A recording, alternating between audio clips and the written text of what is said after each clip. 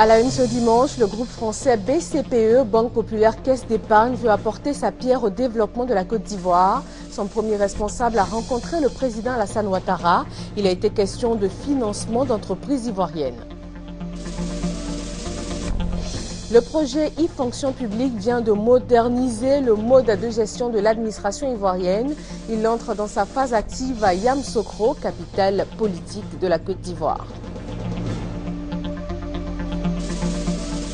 Et en Belgique, le venin d'ordinaire toxique connaît une autre vocation. Il est utilisé comme remède dans l'industrie pharmaceutique et les bio-industries. Vous êtes sur RTI 1, bonjour et bienvenue dans ce nouveau point de l'actualité. Le groupement sapeurs-pompiers militaires a 40 ans d'existence, 40 années aux côtés des populations ivoiriennes. Quel est le bilan de ces activités? Quelles perspectives pour les années à venir? Le lieutenant-colonel Issa Sako est avec nous pour répondre à ces questions. Bonjour colonel. Bonjour madame. Nous vous retrouverons tout à l'heure juste après le point de l'actualité. Le groupe bancaire français BCPE, Banque Populaire Caisse d'Épargne, veut s'implanter en Côte d'Ivoire et contribuer au développement du pays à travers des financements d'entreprises.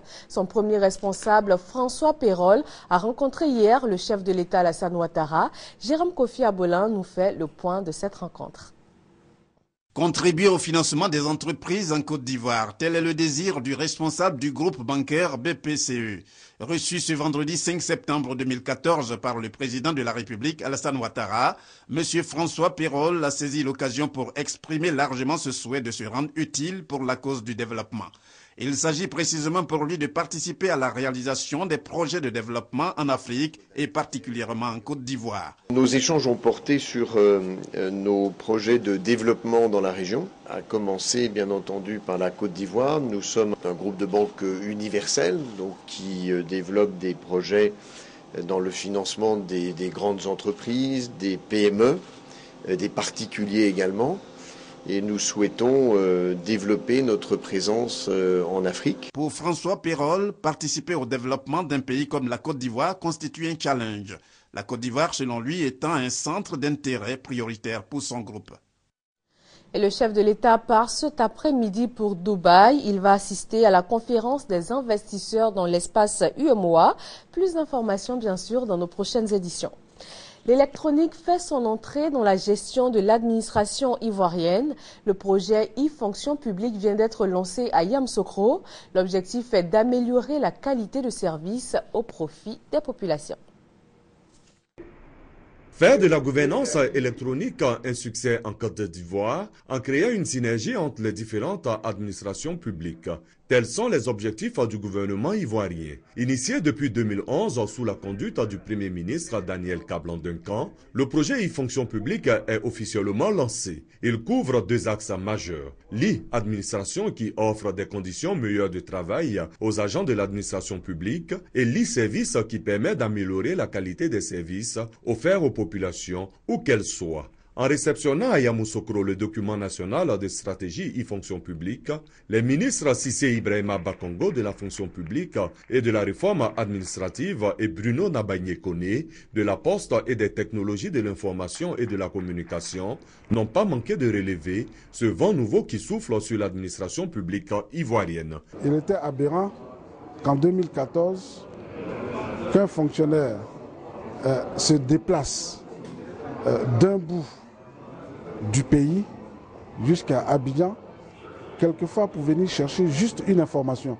Et pourtant, nous avons en 2014 tous les moyens à notre disposition, les moyens offerts donc par la technologie de l'information et de la communication. Malheureusement, nous nous perdons souvent dans les dédales de l'administration compte tenu du grand nombre de services que l'administration est censée fournir aux populations. Avant même d'être un outil au service de l'État, c'est d'abord un outil de simplification de la vie de nos concitoyens. Chaque ministère se devra donc de mettre à jour sa plateforme via le portail démarche.gouv.ci qui est déjà en ligne. 15 820 millions de francs CFA est le montant de la mise en œuvre de l'étude e-fonction publique sur une durée de 3 ans. Cette somme est entièrement financée par l'Agence nationale du service des télécommunications, ANSUT. L'État français octroie une enveloppe de 10,2 milliards au gouvernement ivoirien dans le cadre du contrat de désendettement et de développement.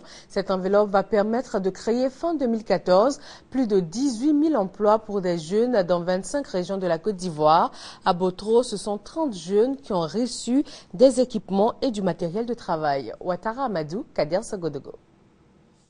30 jeunes de la commune de Botro viennent de bénéficier du projet création d'emplois pour les jeunes. Ce projet fait partie du contrat désendettement et développement qui est un accord signé entre la Côte d'Ivoire et la France depuis décembre 2012.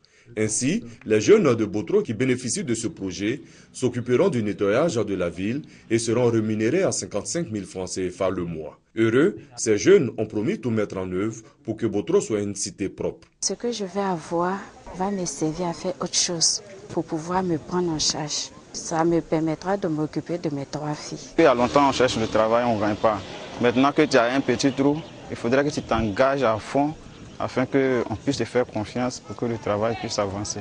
Le maire de Botro, le représentant du projet Timo de Boaké et le secrétaire général de la préfecture ont exhorté les jeunes à se mettre au travail et à entreprendre des activités génératrices de revenus afin de participer au développement de la Côte d'Ivoire. On attend qu'ils puissent apporter le meilleur d'eux-mêmes pour contribuer effectivement à la propriété de la ville de Botro, leur permettre de devenir désormais autonomes en épargnant pour pouvoir réaliser une activité qui puisse leur permettre de se prendre en charge et d'éviter d'aller en mascotte. Une fois ces jeunes-là sont occupés, ils ne seront pas laissés pour compte et ne feront pas ce qui n'est pas bon. C'est pour ça qu'on tenait à ce programme, c'est arrivé, on est content. À travers ce projet, ce sont 18 498 emplois qui seront créés pour la jeunesse en Côte d'Ivoire. Comment améliorer la production du riz en Côte d'Ivoire? Les acteurs de la filière se sont concertés pour mettre en place un mécanisme qui va permettre à la Côte d'Ivoire d'atteindre l'autosuffisance en riz. Le reportage est signé Chantal Akandon.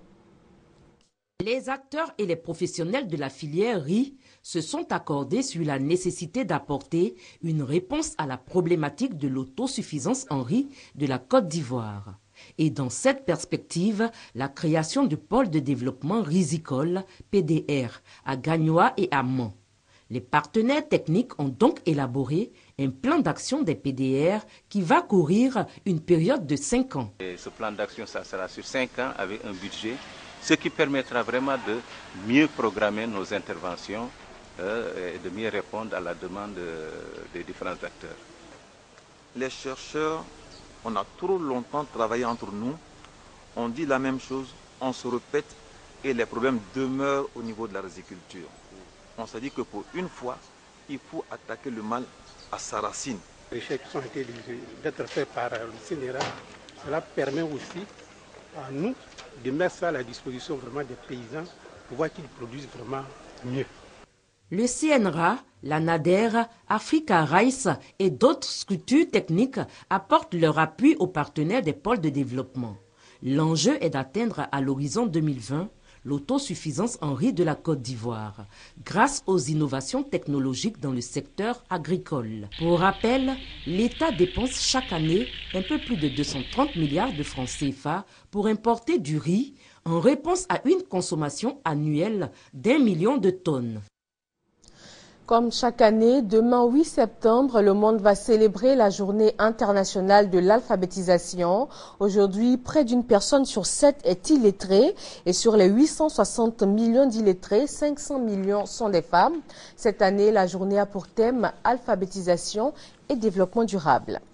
Dans la commune de Koumassi, comme partout en Côte d'Ivoire, l'heure est à la prévention de la fièvre Ebola. Les leaders communautaires sont formés et sensibilisés aux moyens de prévention qui existent. Éric Goré et Serge Gangoma. Le gouvernement ivoirien, dans le souci de protéger ses populations, multiplie les actions de sensibilisation contre la fièvre hémorragique Ebola. L'Afrique compte déjà plus de 2000 morts. C'est pour emboîter le pas au gouvernement que la mairie de Koumassi a rencontré population et leaders communautaires de la commune. Objectif, maintenir plus de vigilance avec des enseignements sur les symptômes, les cas suspects et les précautions à prendre pour éviter la maladie. Après des projections de films et des séances de lavage de mains, le maire Ndoye Raymond a demandé à tous de respecter de manière scrupuleuse les mesures du gouvernement. La fièvre à virus Ebola est un fléau mondial. Notre pays au plus haut niveau s'implique. Il est normal que nous, au plan local, nous puissions sensibiliser nos populations pour qu'elles s'approprient les recommandations du gouvernement pour qu'elles aient un comportement citoyen. Pour les populations de Koumassi, cette rencontre d'information est plus que nécessaire. La cérémonie d'aujourd'hui, c'est un grand appel que le maire, le premier magistrat de la commune a lancé aux populations de Koumassi. Mais par ricochet, il faut que ça touche tous les habitants de Côte d'Ivoire. L'Ebola est une maladie dangereuse. Il faut éviter de se saluer, manipuler les animaux et puis éviter de toucher les cadavres. Une brigade de veille et de sensibilisation a été mise en place à Koumassi. Elle va suivre de près l'application de la mesure d'interdiction de consommer du gibier, une mesure prise par le gouvernement. Plus de 2000 personnes tuées par la fièvre Ebola selon le dernier bilan de l'Organisation mondiale de la santé. Vendredi, l'OMS a annoncé qu'un vaccin contre le virus Ebola pourrait être disponible dès le mois de novembre. L'Union européenne a débloqué près de 92 milliards de francs CFA afin d'appuyer les pays touchés. Et l'Union africaine annonce une réunion d'urgence pour ce lundi 8 septembre, donc demain. Minignon, dans la région du Folon, a désormais une mutuelle de développement. Cette mutuelle d'aide au développement économique et social a été portée sur les fonds baptismaux au cours d'une assemblée générale constitutive. Chantal Akanda. Les élus, cadres et ressortissants des localités qui composent les départements de Minignon et de Kaniasso avaient pris l'engagement de doter leur région, le Folon, d'un instrument fort de développement et de progrès. C'est chose faite aujourd'hui. Les populations de cette région à l'extrême nord de la Côte d'Ivoire ont leur mutuelle, la MADESFO, mutuelle d'aide au développement économique et social du Folon. La MADESFO porte tous les espoirs de cette région. C'est non seulement un creuset d'union et de solidarité, mais encore un cadre d'action et d'élaboration de tous les projets qui concernent le développement de la région du Folon et le progrès de ses populations. Brave population du Folon, aujourd'hui, vos enfants vous ont appelé non seulement pour vous dire, mais pour vous donner. Vous donnez l'instrument de développement, d'union, d'aide et de solidarité, la mutuelle d'aide au développement économique et social du Folon, MADESFO. La MADESFO a un programme de société. Les premières actions que va mener la MADESFO sont entre autres la mise sur pied d'un fonds de réduction de la pauvreté destiné aux jeunes et aux femmes, l'application d'un programme de logement, le reprofilage des routes, l'électrification et l'adduction en eau potable de plusieurs villages. Un programme dont les responsables de la MADESFO comptent sur l'union et la solidarité des fils et filles du Folon pour sa réalisation. Le réseau des Amis de la Côte d'Ivoire, RACI, a formé une centaine de délégations venues de tout le pays sur des notions relatives à la paix, au pardon et à la réconciliation. Ces membres ont maintenant la mission de participer à la consolidation de la paix partout dans le pays. Hassan Kane, Kader Sogodogo. Fonctionnaires, acteurs de développement et instruments de réconciliation. C'est sous ce thème que s'est tenu le premier séminaire de formation du réseau des Amis de la Côte d'Ivoire, RACI, à Bouaké. Cette formation au profit des fonctionnaires membres du RACI a enregistré plus de 100 délégations venues de tout le pays. Pendant 2 jours, les participants ont été formés à la promotion de la cohésion sociale, cela à travers des modules de formation. Pour le président du RACI, sa structure a décidé de mettre l'accent sur la formation pour la promotion de la réconciliation. On estime que pour une organisation qui veut faire promouvoir la paix, il est bon qu'elle s'appuie sur un certain nombre de ses acteurs pour vraiment faire le travail. À partir de ce moment, comme nous sommes suffisamment prêts et que la coordination femmes, fonctionnaires et jeunes arrive à quadriller l'ensemble du territoire national, il fallait venir réfléchir sur la méthode de réconciliation nationale. Il y a quand même des signes forts qui montrent que le président Ouattara et son équipe travaillent bien. Et du point de vue de l'investissement et même du point de vue du processus de réconciliation, ça avance. Il faut tout simplement rester dans cette posture et non seulement inviter le président lui-même à ouvrir les bras aux autres Ivoiriens au-delà de son parti. Mais inviter aussi ceux qui l'ont combattu hier à mettre balle à terre pour venir, parce qu'il s'agit de construire la Côte d'Ivoire nouvelle. Le séminaire de formation des membres du RACI a pris fin par l'investiture de coordination départementale, régionale et nationale. Parlons religion avec la deuxième convention de la communauté catholique du Divin Amour. Des fidèles catholiques venus de plus de 15 pays ont pris part à la rencontre pour raffermir leur foi chrétienne. Kader Sogodogo.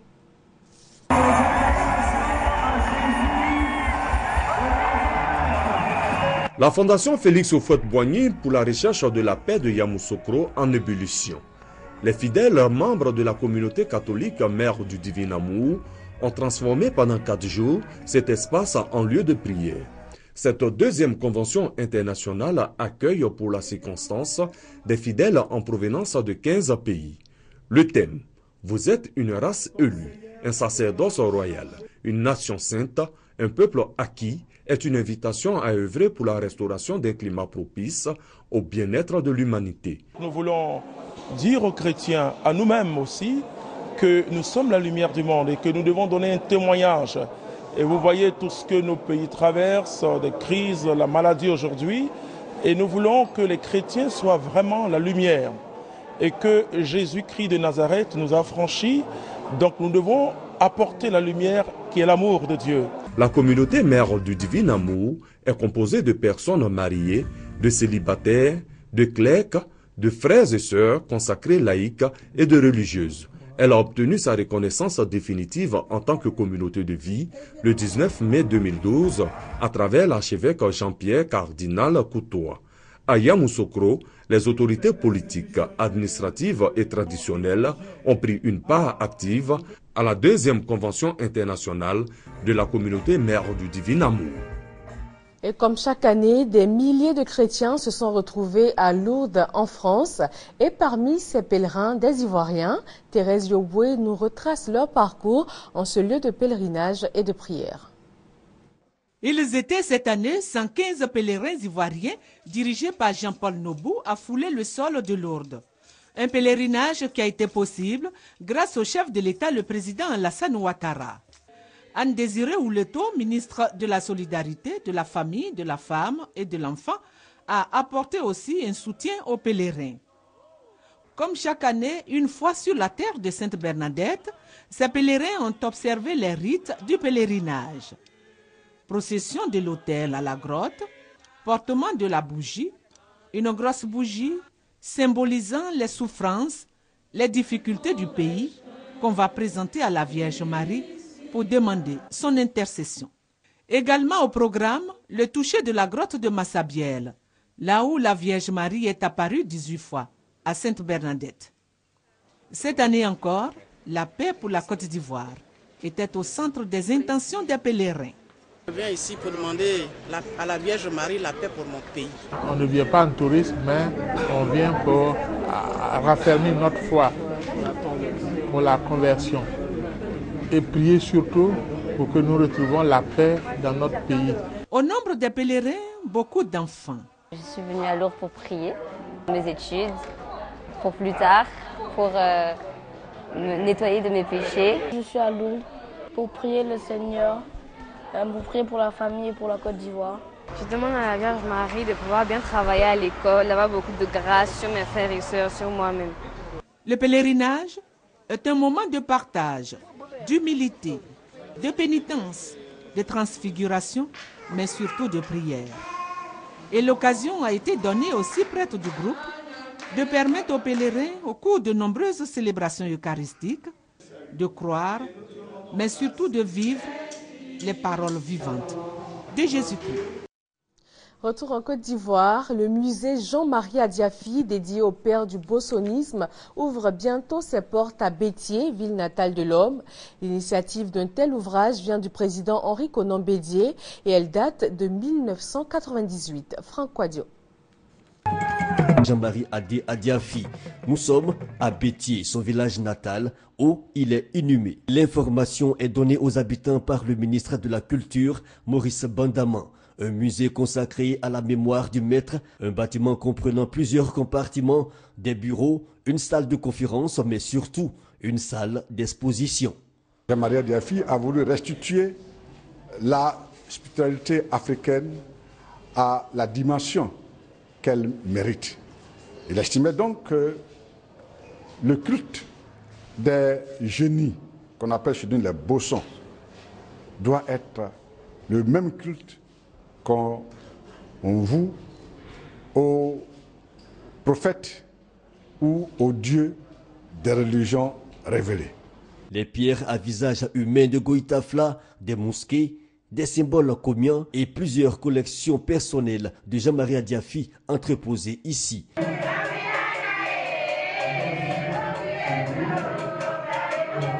C'est lui-même Adjafi qui disait de son vivant, si je meurs, envoyez mes pièces à Bétier, construisez un musée et appelez ça musée Jean-Marie Adjafi.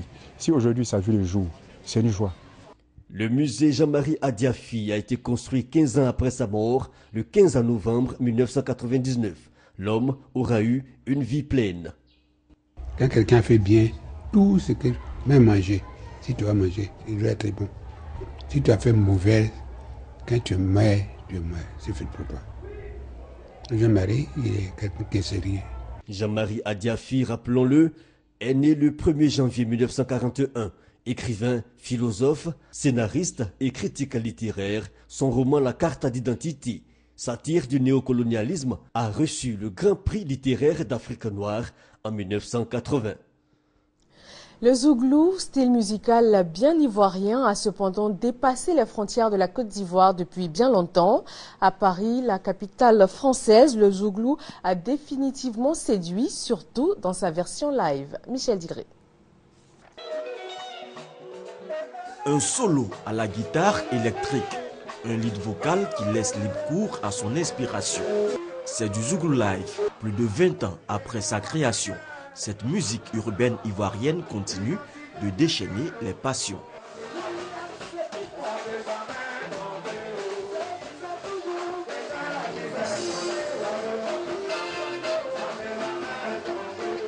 On se rend compte que le Zouglou Live a pris de l'ampleur. Parce qu'aujourd'hui, on dénombre 15 groupes qui font du live. Et ça veut forcément dire que ça réussit. Le Zouglou Live, apprécié sur les bords de la lagune Ébrié, s'est aussi déporté sur les bords de la Seine. Allons à Paris. Allons à Paris. Diop Cheikh fait partie des promoteurs de spectacles qui œuvrent à implanter le Zouglou Live à Paris. On a trouvé que le concept Aloko Party autour du Zouglou, c'est une bonne paire. Et donc du coup, on a créé Aloko Party. Donc c'est un événement dans lequel on faisait justement référence au Zouglou parce qu'il y avait des artistes Zouglou qui jouaient en live pour continuer à promouvoir la culture ivoirienne et la culture africaine au sein de la diaspora européenne.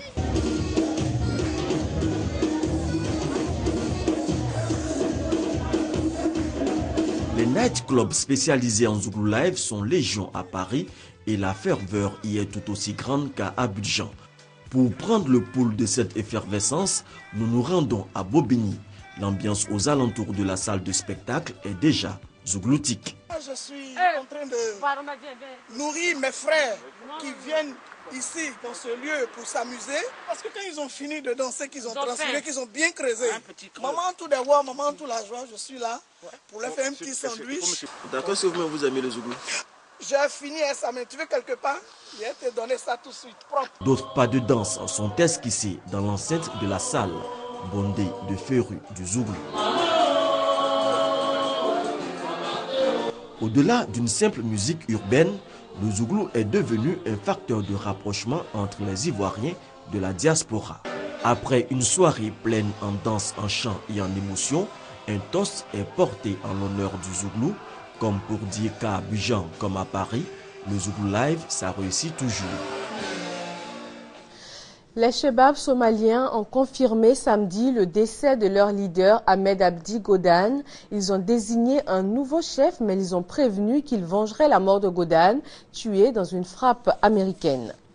Plus de 230 morts, c'est le bilan provisoire des pluies de mousson au Pakistan et dans l'Inde voisine. Des milliers de maisons ont été endommagées. Les recherches continuent pour secourir les habitants encore piégés par les eaux. Depuis 3 jours, la pluie s'abat sans relâche. Elle n'avait pas été aussi forte depuis 50 ans. En Belgique, le venin est utilisé pour la recherche, notamment dans les domaines pharmaceutiques et les bio-industries. Voyons dans ce reportage comment cela se passe. Dans cette petite maison de la campagne belge se cache le deuxième producteur européen de venin. Dans son laboratoire, pas moins de 150 espèces d'animaux venimeux, dont les serpents les plus dangereux, comme le cobra cracheur ou encore ce fer de lance de la Martinique. C'est un animal qui est assez agressif, c'est un animal de grande taille, qui a une coloration qui lui permet de se dissimuler facilement dans les hautes herbes. Et maintenant, le venin va couler. Avec des gestes précis, le venin est récolté. Il est ensuite congelé et lyophilisé avant d'être vendu au laboratoire pharmaceutique qui compte sur ces molécules pour développer de nouveaux médicaments. Pour traiter l'hypertension et pour traiter la douleur principalement. Et les nouvelles applications, nouveaux traitements, ce serait traitement anticancéreux, traitement du diabète en particulier. Autre animal recherché pour son venin, l'araignée. Parmi les nombreuses espèces du laboratoire, cette mygale de Leblon, originaire de Guyane. Elle peut mesurer jusqu'à 30 cm et la récupération du venin est plutôt technique. On stimule la contraction des muscles qui entourent la glande à venin par des petits chocs électriques, mais vraiment des chocs infimes de type de ce qu'on utilise chez les kinés.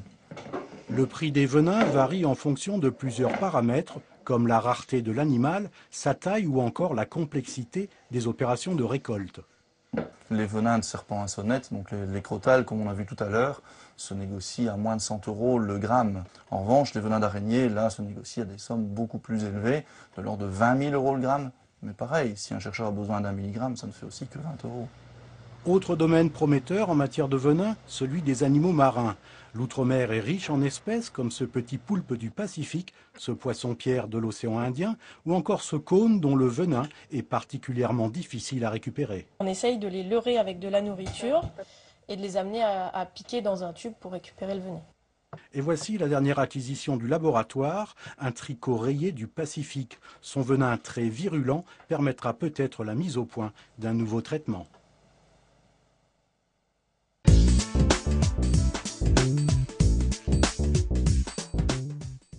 13h27, bienvenue dans le magazine du dimanche.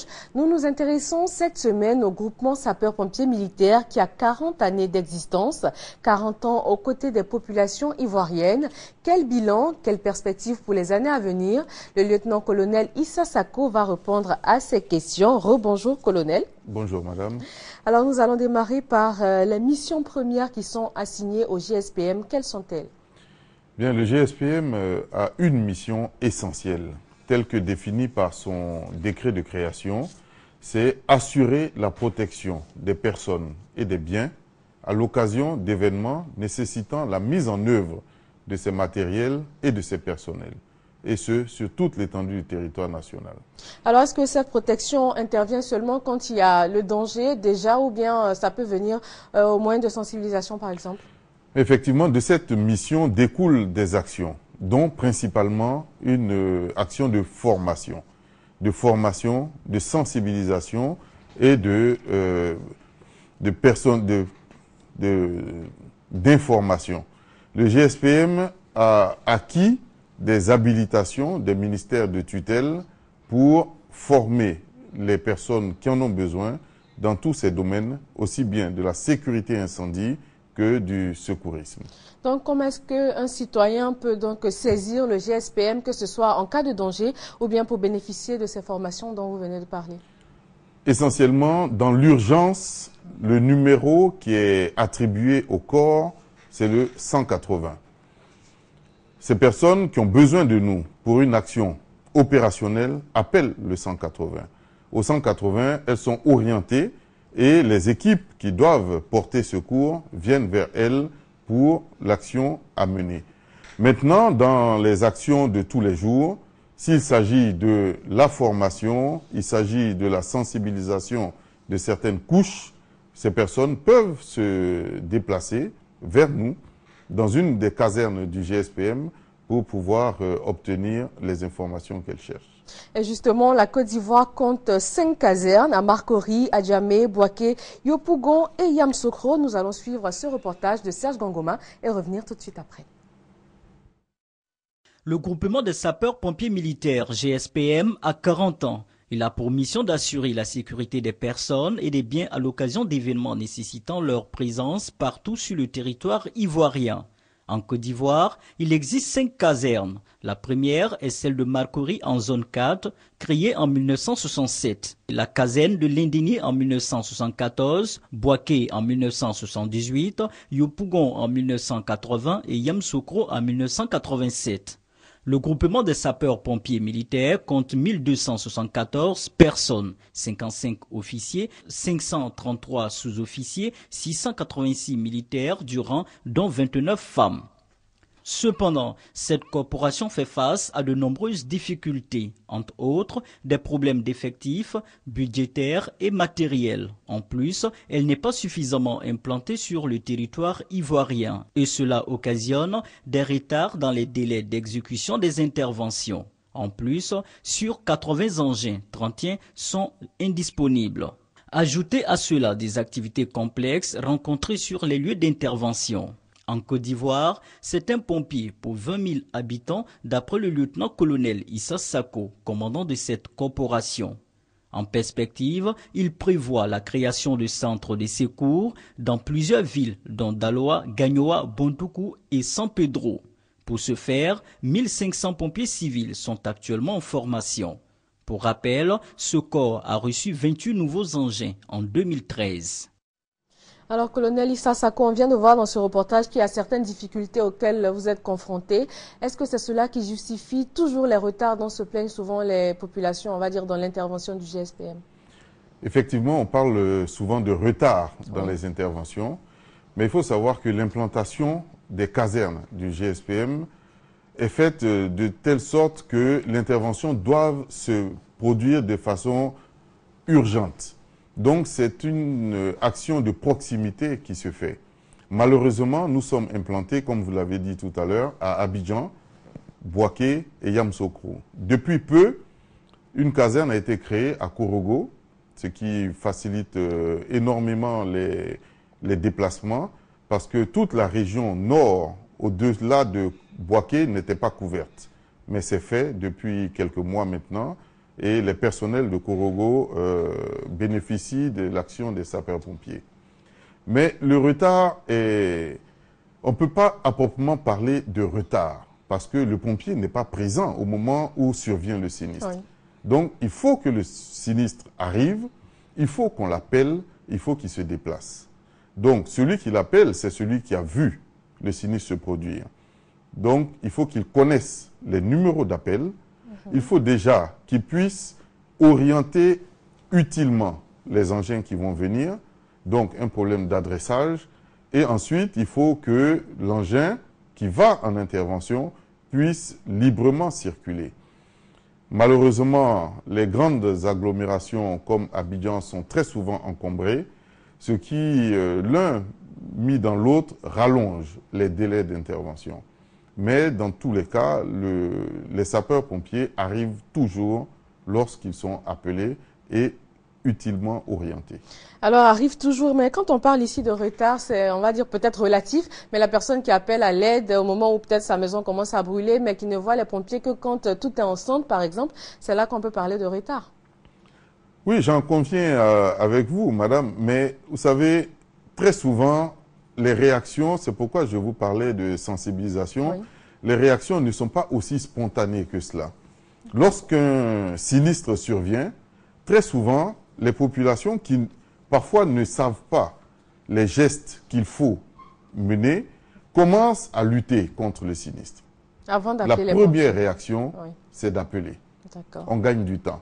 Quand elle commence à lutter et qu'elle n'arrive pas, elle cherche maintenant des numéros. Et le feu, ça ne pardonne pas. Ça, c'est sûr. Ça va très vite. Et si un citoyen a, par exemple, un problème avec un pompier sur le lieu d'un accident, est-ce qu'il a le moyen de se plaindre? Est-ce qu'il a le moyen de dire, par exemple, que peut-être que lui, il a appelé tôt, ou bien que le pompier est venu et que l'attitude n'a pas été correcte? Mais tout à fait. Nous encourageons même ce genre de réaction. Parce que le GSPM étant un corps qui fait partie intégrante des forces républicaines de Côte d'Ivoire, la discipline, on le dit, est la force principale des armées. Donc nos instructions sont claires là-dessus et elles ne sont pas négociables. Nos hommes doivent avoir un comportement irréprochable. Pour cela, nos casernes leur sont ouvertes. Si elles se sentent victimes d'agissement d'un pompier, elles peuvent arriver dans les casernes, voir les commandants d'unité, ou bien même le chef de corps à l'indénié, et leurs remarques seront prises en compte. Ça, c'est sans aucun doute. On parlait tantôt des difficultés du GSPM. Est-ce qu'il bénéficie d'appui extérieur pour faire face, on va dire, aux sinistres? Effectivement, dans le cadre de notre action de sapeurs-pompiers, la mutualisation de nos matériels est très importante. Lorsque nous sommes sur une intervention, et que très souvent, il n'y a pas d'eau sur les sites, nous avons recours à certains partenaires extérieurs qui nous prêtent leur concours. Des entreprises qui ont des matériels pour faire face aux risques qui existent dans leurs entreprises, très souvent viennent au secours des populations en soutenant les sapeurs-pompiers. Ça arrive dans le dégagement des voies, dans l'apport d'eau, et même dans le transport des blessés. Et au titre de ces aides extérieures, est-ce qu'on peut compter les civils qui seraient par exemple formés par le GSPM? Non, madame. Les civils qui sont formés par le GSPM sont formés dans le cadre d'une action qu'ils mènent à l'intérieur de leur site de travail ou de leur environnement familial. Mais l'action je pense que vous voulez parler peut-être du transport sanitaire. Par exemple, le transport sanitaire terrestre, il est défini par un décret qui stipule très bien que cette action ne peut être faite qu'exclusivement par les pompiers ou par le SAMU, à l'exclusion de toute autre structure. Alors, en cas de brûlure, par exemple, ou bien d'ingérence d'un produit, est-ce que le civil qui a pris les premiers gestes peut déjà intervenir avant l'arrivée des pompiers, ou bien est-ce qu'il est obligé d'attendre?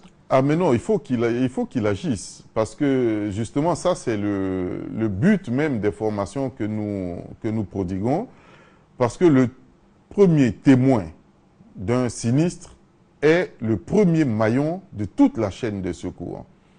De son action va dépendre l'état de la victime à l'arrivée des secours.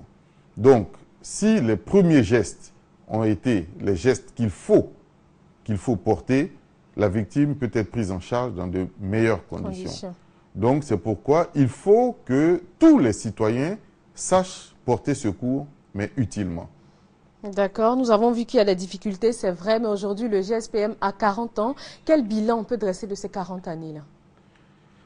Madame, en 40 ans d'existence, si on prend rapidement un bilan chiffré, oui, le GSPM a effectué 10 000 interventions en moyenne par an, avec un pic de 20 000 interventions dans les années 96-97. Le bilan, il est largement positif parce que le GSPM a eu à répondre efficacement à pratiquement toutes les demandes qui ont été formulées. Et lorsque le corps a les moyens de la mission qui lui est assignée, il peut aller au-delà de ce qu'on attend de lui. D'accord. Eh bien, le 14 septembre prochain, c'est la journée mondiale des premiers secours. Alors, cette journée-là, elle est dédiée à quoi exactement? La journée mondiale du premier secours se fait tous les deuxièmes samedis du mois de septembre. Elle est organisée en fait par les comités nationaux de la Croix-Rouge qui œuvrent dans le domaine du premier secours. Mais effectivement, le GSPM aussi œuvre dans ce domaine du premier secours. Il s'agira en fait de vulgariser la pratique du premier secours. Parce que, comme je vous l'ai dit tout à l'heure, les premiers gestes qui sont pratiqués définissent l'état de la victime à son arrivée dans un centre hospitalier ou à l'arrivée des secours. Donc, cette journée qui se fait chaque année partout dans le monde sera l'occasion, je pense, pour la Croix-Rouge qui est en charge de cette journée, avec tous ses partenaires, de vulgariser l'apprentissage du secourisme. Et vous l'avez dit, le bilan des 40 années est positif. Alors, il y a quand même des perspectives pour les années à venir, on va dire par exemple, pour régler certains problèmes qui ont été évoqués tout à l'heure. Quelles sont ces perspectives? J'ai dit tout à l'heure que l'action d'urgence, c'est une action de proximité. Et les casernes de GSPM sont implantées à Abidjan, Bouaké, Yamoussoukro et depuis peu à Korogo. Oui. Donc, pour nous, il faut être au plus près des populations. C'est pourquoi, d'ailleurs, nous saluons la création de cette caserne de Korogo. Donc, pour nous, l'implantation des casernes doit se poursuivre. Elle doit se poursuivre dans les grandes villes parce que nous sommes sollicités bien au-delà des zones où nous sommes. À Mans, pour des incendies, mais partir aussi loin est vraiment difficile. Ça rend les manœuvres inefficaces. Et lorsque les pompiers arrivent, après avoir parcouru 300 km, ils sont plus utiles à la tâche, ils sont plus opérationnels. Les populations qui arrivent, qui constatent que les pompiers sont arrivés après que tout le marché est brûlé, parfois elles sont mécontentes. Oui. Nous avons eu des engins malheureusement vandalisés dans certains cas. Donc pour nous, c'est de pouvoir poursuivre l'implantation des casernes du GSPM et apporter au corps l'équipement nécessaire à remplir encore mieux la mission que nous avons. Merci, lieutenant-colonel Issa Sako. Nous allons refermer cette intervention avec les perspectives que vous venez de donner. Eh bien, tout le monde peut contacter le GSPM, groupement sapeurs-pompiers militaires, au numéro 180 pour toute intervention. Et le GSPM, rappelons-le, a 40 années d'activité en Côte d'Ivoire. Et du sport football, avant de refermer ce journal, la Côte d'Ivoire s'est imposée hier face à la Sierra Leone dans un score de 2-1. Cette rencontre s'inscrit dans le cadre des éliminatoires pour la Coupe d'Afrique des Nations 2015. Merci de nous avoir suivis. Excellent dimanche à vous tous sur RTI 1.